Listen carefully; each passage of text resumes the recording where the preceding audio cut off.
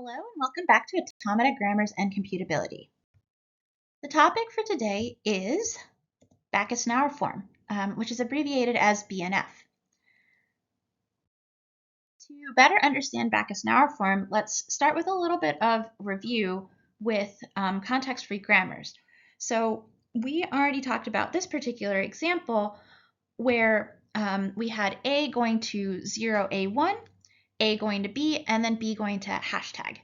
And the variables or non-terminal symbols were capital A and B, and my terminals were 0, 1, and hashtag. And also A is my start symbol. From this grammar, I had two choices.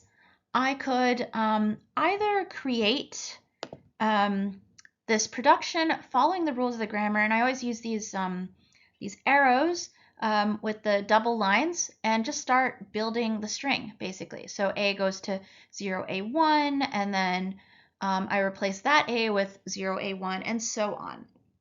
And I can produce a particular string, which in this example is 000 hashtag 111. An alternative way to produce my string would be with this parse tree, where I'm doing the same thing, actually. So A is going to A and then 0A1, and then that A is being replaced with 0A1, and so on. And you can see that because I made this the same length, that at the bottom I have 000 hashtag 111, which is the same string that I got here. So these are two different ways of producing this string 000 hashtag 111, which I then conclude is in my language. And this particular language is the set of 0 to the n, hash 1 to the n, for n greater than or equal to 0. Good. What we've done already then is constructed derivations or parse trees. So either I started with my start symbol and then drew a double-headed arrow and then did some stuff, or I started with my start symbol and I started drawing a tree. Those are the two things that I've been doing, and I did that starting from the grammar.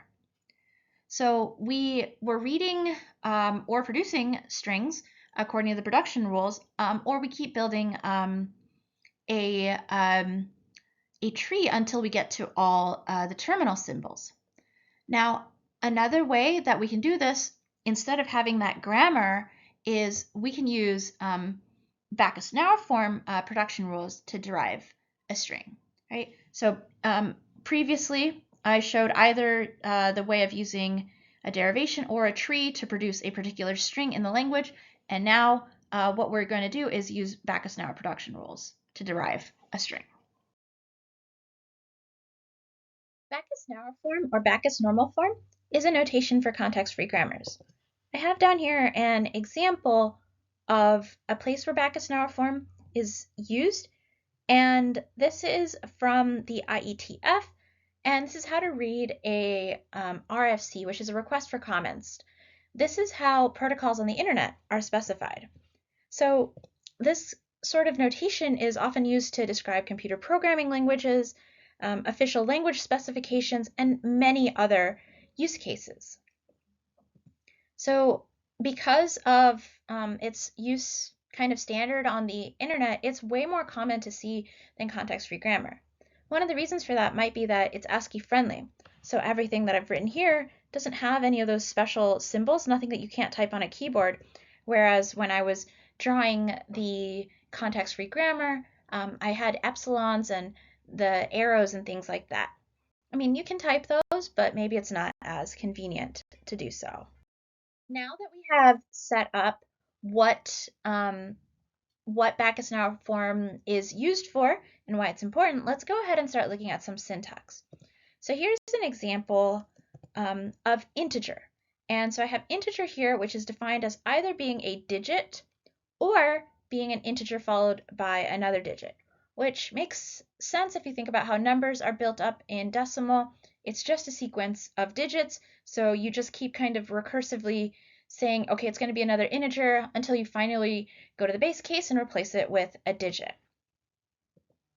So as before with context-free grammars, we have variables or non-terminals, and they are enclosed in angle brackets. So previously we were using like capital letters, and here, just to show what non-terminals are, they have these left and right angle brackets around them. So integer does, and so does digit. The arrow is replaced by colon equals, or just sometimes colon equals or just equals. So rather than having the arrow pointing, we just have this colon equals. And as we have seen before, the vertical bar is alternatives or, and it's the same as you would see in context-free grammars. Now let's go ahead and look at terminals, which are the symbols in the alphabet. Since I'm talking about decimal numbers here, it's going to look like digit is going to be on the left-hand side with those angle brackets, colon equals, and then here are all my alternatives. And just to show what the symbols in the alphabet are, I have 0 through 9, and each of those those letters are written inside double quotes.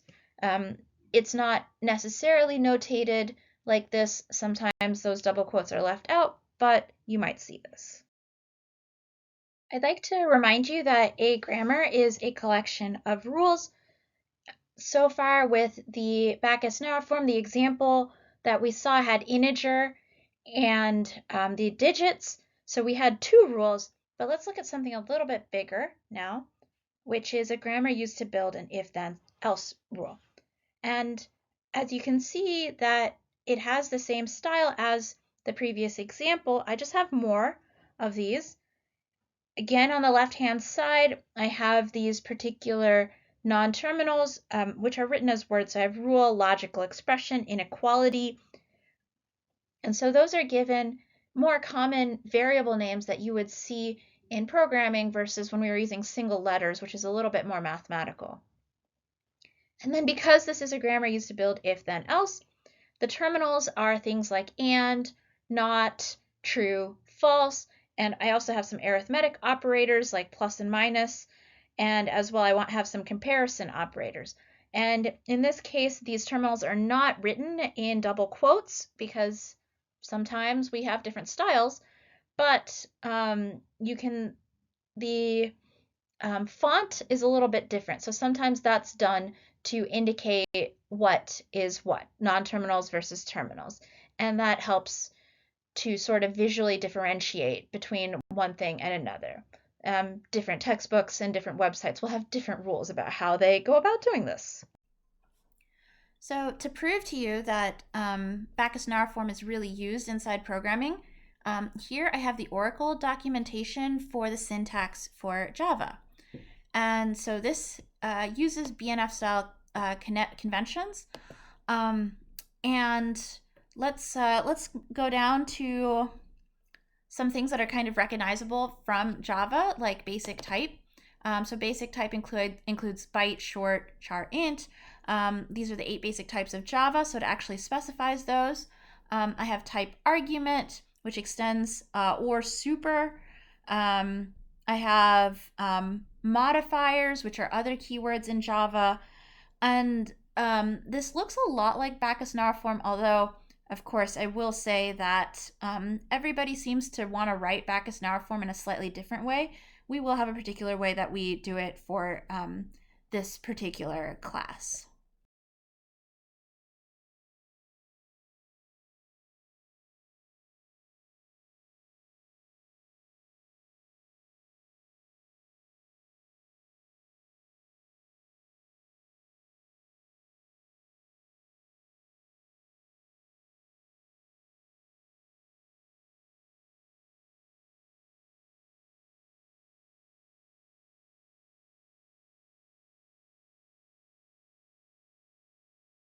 Backus-Naur form can also be used to describe the syntax of natural language.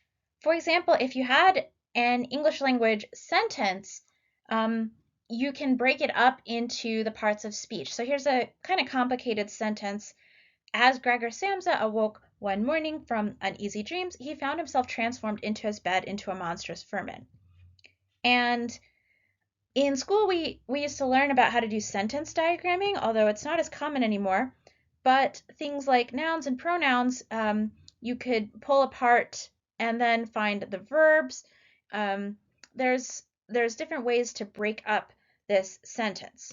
And so this is how sentence diagramming is done. And this is for an English sentence. Of course, the original sentence here was written in German bei Franz Kafka. Als Gregor Samsa eines Morgens aus unruhigen Träumen erwachte, fand sich in seinem Bett zu einem ungeheuren Ungeziefer verwandelt. And if you were to write this in German, the syntax, because the grammar in German is totally different, would be broken up differently. So we can describe this in terms of rules. Rather than using sentence diagramming, we can use Backus-Naur form, and here's a really shrunk down version because that sentence previously was a little bit complicated. But you can write a sentence in terms of a simple sentence, which would consist of a noun and a verb. You can break it, you can add and to add things. And a couple of new things that we haven't seen before here in our Backus-Naur form is the use of the square brackets, which indicates like a list of things. And now from here, I can start creating a sentence. Not anything so so complicated as Franz Kafka's The Metamorphosis, but let's look at something else.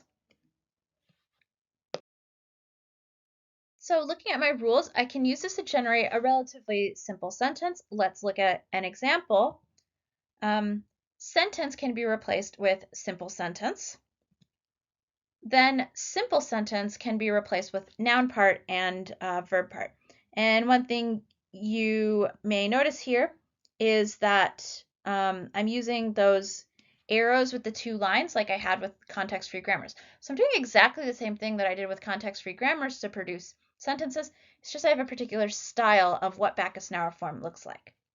Okay, noun part and verb part becomes article noun, then verb part. An article can then be replaced with the. So this is the first example of using a terminal because articles are either the or a in my example. The particular nouns I have include bird, woman, dog, cat, computer. So I'm just going to replace noun with bird, and I have verb part. Now verb part can be a little bit more complicated. I can use the other rule, which is transitive verb and noun part. So the bird loves, and then noun part. The bird loves, article noun, who, verb part. The bird loves a, so a different article this time. Right, a, but previously I had the. And then noun, I'm going to replace that with woman, who, verb part replaced with intransitive verb.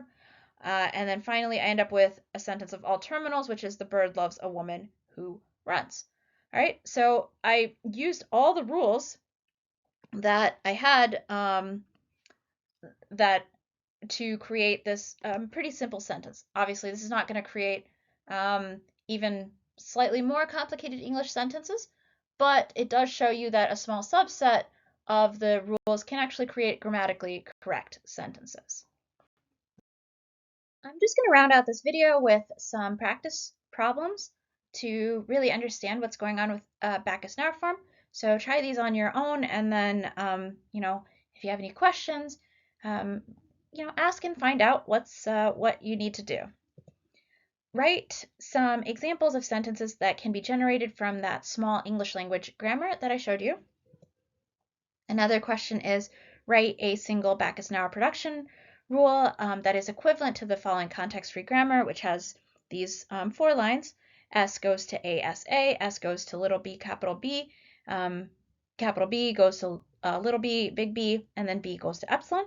And then finally, because Backus-Naur form really is used in programming languages, a nice thing to try is trying to use Backus-Naur form to express the syntax of a particular statement in Java. And the one I picked out was try catch, but you could also go back and think about if else in terms of Java programming, or really anything else that you might want to think about. And yeah, you can also pick a different programming language to try this in.